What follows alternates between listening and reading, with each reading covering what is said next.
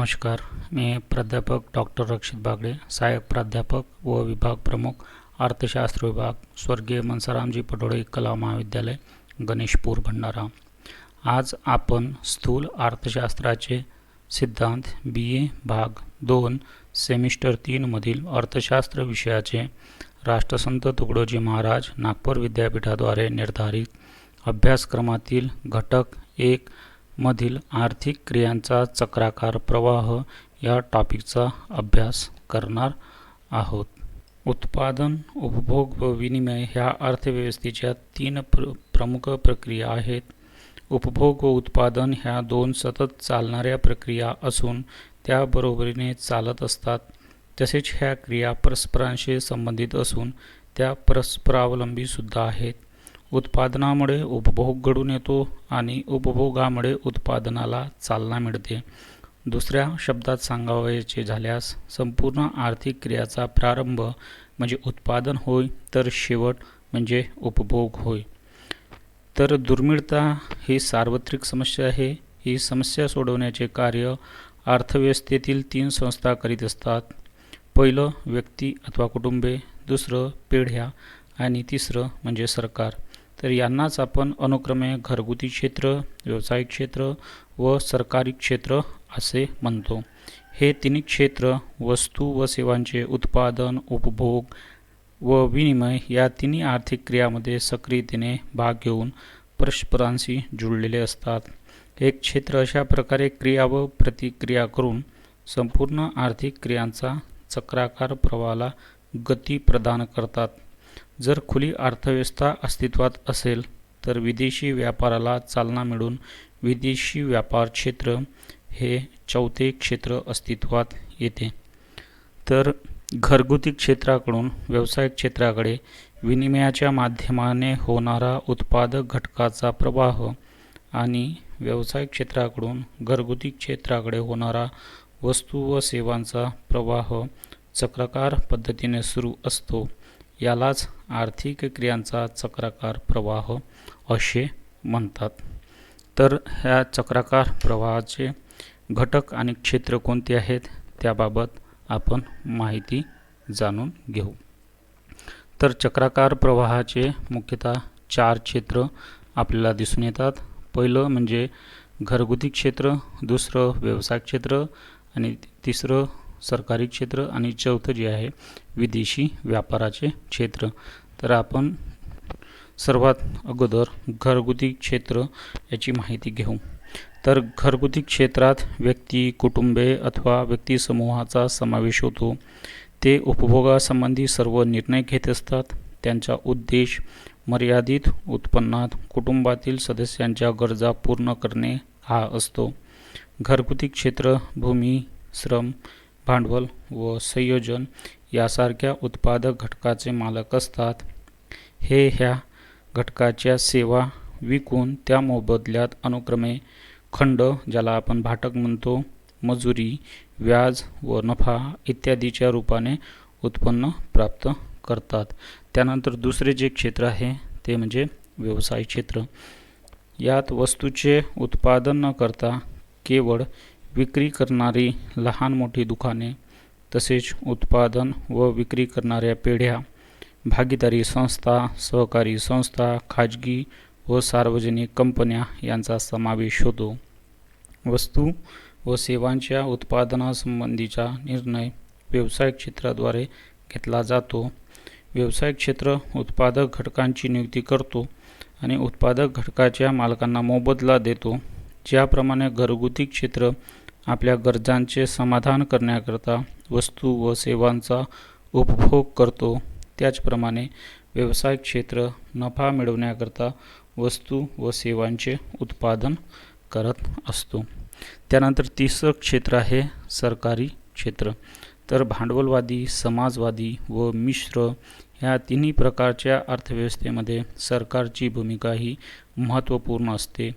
भांडवलवादी अर्थव्यवस्थेत सरकारचा फारसा हस्तक्षेप नसतो. केवळ व्यक्ती व संपत्तीच्या अधिकारांची स्थापना व रक्षण करणे, चलन व्यवस्थेचे संचालन करणे आणि वजन मापनाचे मापदंड प्रस्थापित करणे एवढीच कार्ये सरकारला करावी लागतात. समाजवादी अर्थव्यवस्था असल्यास सरकारची फार व्यापक भूमिका असते. सरकारला वस्तू व सेवांच्या किमती निश्चित करून अर्थव्यवस्थेतील सर्व उत्पादन व उपभोगाच्या क्रियावर नियंत्रण ठेवावे लागते. मिश्र अर्थव्यवस्थेमध्ये सरकार बाजार व्यवस्थेला कार्यक्षम बनवते. सरकार खाजगी क्षेत्राच्या कार्याचे नियमन करून तसेच त्याला प्रोत्साहन देऊन बाजार व्यवस्थेचे दोष दूर करते. सरकार स्वतः देखील उत्पादक घटकांचा वापर करून वस्तू व सेवांचे उत्पादन करते आणि पुढे घरगुती क्षेत्र आणि व्यावसायिक क्षेत्राला त्याची विक्री करते. त्यानंतर चौथं जे क्षेत्र आहे ते म्हणजे विदेशी व्यापार क्षेत्र. खुली अर्थव्यवस्था असताना विदेशातून आवश्यक वस्तू व सेवांची आयात केली जाते आणि अतिरिक्त वस्तू व सेवांची विदेशात निर्यात केली जाते.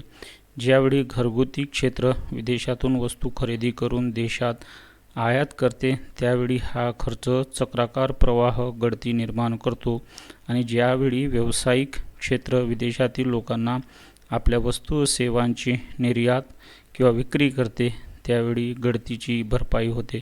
तर अशा प्रकारे आयातीमुळे निर्माण होणाऱ्या गळतीची भरपाई निर्यातीने होत असते. तर उत्पन्नाचा चक्राकार प्रवाह जो आहे तो कायम असतो. त्यानंतर आपण पाहू की चक्राकार प्रवाहाचे प्रतिमान काय आहेत. तर आर्थिक व्यवहाराचा चक्राकार प्रवाह स्पष्ट करण्यासाठी एकूण जे आहेत 3 प्रतिमान प्रस्तुत केले आहेत. पहिलं आहे द्विक्षेत्रीय प्रतिमान, दुसरं आहे त्रिक्षेत्रीय प्रतिमान आणि तिसरं आहे 4 क्षेत्रीय प्रतिमान. तर आपण प्रत्येकाची स्वतंत्रपणे माहिती पाहू. सर्वात अगोदर आपण पाहू की द्विक्षेत्रीय प्रतिमान हे काय असते. तर यात घरगुती क्षेत्र आणि व्यवसाय क्षेत्र या दोनच क्षेत्राचा समावेश होत असतो आणि उत्पन्नाचा जो प्रवाह आहे तो ह्या दोनच क्षेत्रामध्ये झालेला आपणास दिसून येतो. तर आपल्यापुढं जे डायग्राम दिलेली आहे ह्या डायग्राममध्ये जे आहे संपूर्ण द्विक्षेत्रीय प्रतिमानात चक्राकार प्रवाह जे आहे ते स्पष्ट केलेलं आहे. तर वरील आकृतीमध्ये जे आहे अर्थव्यवस्थेतील घरगुती क्षेत्र व व्यवसाय क्षेत्र यातील आर्थिक व्यवहारांचा चक्रीय प्रवाह आपल्याला घटक बाजार आणि वस्तू बाजार यामध्ये कशा प्रकारे प्रवाह होतो तो स्पष्टपणे दिसतो आहे. त्यानंतर दुसरं जे प्रतिमान आहे ते आहे त्रिक्षेत्रीय प्रतिमान. तर आपण घरगुती क्षेत्र व्यवसाय क्षेत्र असलेल्या द्विक्षेत्रीय प्रतिमानात आर्थिक व्यवहाराचा चक्रीय प्रवाह कसा उत्पन्न होतो ते आपण पाहिले. आता त्यात सरकारी क्षेत्राचा समावेश करून त्रिक्षेत्रीय प्रतिमानाची मांडणी आपल्याला करता येईल. त्याकरता आपण आपल्या विवेचनात सरकारी कर आणि सरकारी खर्च किंवा खरेदी याचा समावेश करू. सरकारी कर हा चक्रीय प्रवाहाचा बाह्य प्रवाह असून सरकारी खरेदी हा चक्राकार प्रवाहाचा अंतप्रवाह आहे. तर आपण डायग्राममध्ये ते पाहू. तर यामध्ये जे आहे डायग्राममध्ये सरकारी क्षेत्र, घरगुती क्षेत्र आणि व्यवसाय क्षेत्र असे 3 क्षेत्र आहेत आणि ह्या 3 क्षेत्रामध्ये जे आहे कशा प्रकारे हे उत्पन्न आणि प्राप्तीचा प्रवाह होतो ते ह्या डायग्रामवरनं आपल्या लक्षात येते. त्यानंतर तिसरं जे प्रतिमान आहे ते आपण पाहू. तर तिसरं आहे 4 क्षेत्रीय प्रतिमान. यात घरगुती क्षेत्र, व्यवसाय क्षेत्र, सरकारी क्षेत्र आणि विदेशी क्षेत्र अशा 4 क्षेत्रांचा समावेश होतो. आतापर्यंत आपण बंद अर्थव्यवस्था गृहीत धरून आणि त्रिक्षेत्रीय प्रतिमानाची चर्चा केली. परंतु आज जगात कोणत्याही देशाची अर्थव्यवस्था बंद असल्याचे दिसून येत नाही. उलट प्रत्येक देश दुसऱ्या देशासोबत व्यापारी संबंध प्रस्थापित करून आपल्या गरजा भागविण्याचा प्रयत्न करीत असते. म्हणून आर्थिक व्यवहारांच्या चक्राकार प्रवाहात विदेशी क्षेत्राचा समावेश करून चतुर्क्षेत्रीय प्रतिमानाची मांडणी जी आहे ते केली जाते. तर चतुर्क्षेत्रीय प्रतिमानात आर्थिक व्यवहारांचा तसेच उत्पन्नाचा चक्राकार प्रवाह कसा अस्तित्वात येतो ते हे पुढील आकृतीवरून आपल्या लक्षात येते. तर यामध्ये सरकारी क्षेत्र, घरगुती क्षेत्र, विदेशी क्षेत्र आणि व्यावसायिक क्षेत्र अशा 4 क्षेत्रामध्ये जे आहे उत्पन्नाचे प्रवाह कसे होते ते इथं दर्शविलेले आहे. त्यानंतर आपण पाहू चक्राकार प्रवाहाचे महत्त्व. तर पहिला महत्त्व आहे आर्थिक व्यवहारांची माहिती. तर चक्राकार प्रवाहाची संकल्पना अर्थव्यवस्थेचे व्यापक स्वरूप स्पष्ट करते. त्यामुळे ह्या संकल्पनेच्या अभ्यासावरून अर्थव्यवस्थेतील सर्व आर्थिक व्यवहार सुरळीतपणे सुरू आहेत किंवा नाही, तसेच त्यात कोणते अडथळे आहेत याची कल्पना येते. दुसरं आहे असंतुलनाच्या समस्यांचा अभ्यास. तर चक्राकार प्रवाह टिकवून ठेवण्यासाठी संतुलन स्थिती आवश्यक असते. बचत, कर आणि आयातीमुळे चक्राकार प्रवाहात गळती निर्माण होते. संतुलनावस्था टिकवून ठेवण्यासाठी ह्या गळतीची भरपाई होणे आवश्यक असते. त्यासाठी गुंतवणूक, सरकारी खर्च आणि निर्यात वाढवण्याची आवश्यकता असते. तिसरा मुद्दा आपण अभ्यासू, गळती व भरपाईचा प्रभाव. तर आयातीमुळे तेवढा पैसा विदेशात जातो, त्यामुळे चक्राकार प्रवाहात गळती निर्माण होत असते. अशा गळतीला प्रतिबंध घालण्यासाठी सरकारने अशा प्रकारची उपाययोजना कराव्यास पाहिजे की ज्यामुळे निर्यातीत वाढ होऊन आयात कमी होईल. बचत ही सुद्धा प्रवाहातील गळती आहे. तसेच उपभोग खर्च प्रवाहाची भरपाई आहे. जर भरपाईपेक्षा गळती जास्त असेल तर उत्पादनापेक्षा एकूण खर्च कमी होईल. परिणामतः कालांतराने उत्पन्न व रोजगारात घट होईल. चौथा मुद्दा आपण अभ्यासू, उत्पादक व उपभोक्ते यातील संबंधाची स्थापना. तर आर्थिक व्यवहाराच्या चक्राकार प्रवाहामुळे उत्पादक व उपभोक्ते यांच्यामध्ये घनिष्ठ संबंध प्रस्थापित होतात. अर्थात हे आर्थिक व्यवहार पैशाच्या साहाय्याने होत असतात. पैसा हे असे साधन आहे की ज्याच्या माध्यमाने व्यावसायिक क्षेत्र घरगुती क्षेत्राकडून उत्पादक घटकांच्या सेवा खरेदी करतो आणि घरगुती क्षेत्र व्यावसायिक क्षेत्राकडून वस्तूची खरेदी करतो. त्यानंतरचा पाचवा मुद्दा आहे बाजारपेठेची उपलब्धता. तर आर्थिक व्यवहाराच्या चक्राकार प्रवाहामुळे उत्पादक आणि उपभोक्ते यांना एक प्रकारची बाजारपेठ उपलब्ध होत असते. त्यात वस्तू व सेवांची खरेदी विक्री सहजतेने होत असते. चक्राकार प्रवाहात वस्तू बाजारासोबत घटक बाजारही अस्तित्वात येतो. त्यात उत्पादक घटकांच्या सेवांची खरेदी विक्री होत असते. त्यानंतर 6वं जे पॉईंट आहे ते आहे स्फीती व अस्फीतीची संकल्पना.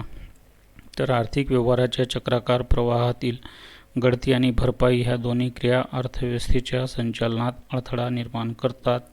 उदाहरणार्थ, बचत ही चक्राकार प्रवाहातील गळती आहे. जर बचतीत वाढ झाली तर चक्राकार प्रवाहातील पैशात घट होते. अर्थव्यवस्थेत पैशाचा पुरवठा कमी झाला तर त्यामुळे रोजगार, उत्पन्न व किंमत पातळीत घट होते. अपस्फीतीची परिस्थिती निर्माण होते. याउलट उपभोग, खर्च व गुंतवणूक चक्राकार प्रवाहातील भरपाई आहे. त्यात वाढ झाली तर रोजगार, उत्पन्न, उत्पादन व किंमत पातळीत वाढ होऊन स्फीतीजन्य परिस्थिती निर्माण होते. त्यानंतर 7वा जो मुद्दा आहे तो आहे गुणकाचा आधार. तर उत्पन्नाच्या चक्राकार प्रवाहातील गळती ही भरपाईपेक्षा जास्त असेल तर गुंतवणूक गुणकाचा आकार कमी होईल व त्यामुळे अर्थव्यवस्थेतील रोजगार, उत्पन्न, उत्पादन व किंमत पातळीत घट होईल. या उलट चक्राकार प्रवाहातील भरपाई ही गळतीपेक्षा जास्त असेल तर गुंतवणूक गुणकाच्या आकारात वाढ होईल व त्यामुळे गुंतवणुकीत वाढ होऊन रोजगार, उत्पन्न व उत्पादनात वाढ होईल. त्यानंतर 8वा जो मुद्दा आहे तो आहे मौद्रिक धोरणाचे महत्त्व. तर संतुलित अर्थव्यवस्थेकरता बचत व गुंतवणूक यात समानता असली पाहिजे. अशी समानता भांडवल बाजाराद्वारे आणता येते. सरकार मौद्रिक धोरणाच्या माध्यमाने भांडवल बाजारावर नियंत्रण ठेवते. बचत ही गुंतवणुकीपेक्षा जास्त झाली किंवा गुंतवणूक बचतीपेक्षा जास्त झाली तर देशात अपस्फीती किंवा स्फीतीची परिस्थिती उद्भवते. म्हणून अपस्फीती किंवा स्फीतीवर नियंत्रण ठेवण्यासाठी मौद्रिक धोरणाचा अवलंब करून गुंतवणुकीत वाढ किंवा घट केली जाऊ शकते. त्यानंतर 9वा जो मुद्दा आहे तो आहे राजकोषीय धोरणाचे महत्त्व. तर उत्पन्नाचा चक्राकार प्रवाह संतुलित ठेवण्यासाठी बचत आणि कर यांची बेरीज गुंतवणूक आणि सरकारी खर्च यांच्या बेरजेबरोबर असली पाहिजे. बचत आणि कर उत्पन्न प्रवाहातील गळती असून त्याची भरपाई गुंतवणूक व सरकारी खर्चाने केली पाहिजे. म्हणून बचत व कराची बेरीज ही गुंतवणूक व सरकारी खर्चाच्या बेरजेपेक्षा जास्त असेल तर अर्थव्यवस्थेत अपस्फीतीची परिस्थिती निर्माण होईल. म्हणून करात घट व सरकारी खर्चात वाढ यासारख्या राजकोषीय उपायाचा अवलंब करून अपस्फीतीची परिस्थिती दूर केली जाऊ शकते. आणि शेवटचा 10वा मुद्दा आहे व्यापार धोरणाचे महत्त्व.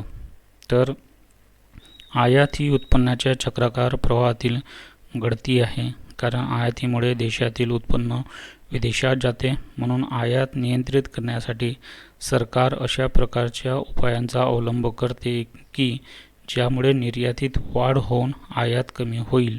अशा प्रकारे उत्पन्नाचा चक्राकार प्रवाह निर्यात प्रोत्साहन आणि आयात नियंत्रण धोरणाला महत्त्व देते. अशा प्रकारे आर्थिक व्यवहाराच्या चक्राकार प्रवाहाचे अर्थव्यवस्थेतील महत्त्व सैद्धांतिक तसेच व्यावहारिक बरेच जास्त आहे. तर ह्या व्हिडिओमध्ये आपण आर्थिक क्रियांचा चक्राकार प्रवाहाचा अध्ययन केलेला आहे. धन्यवाद.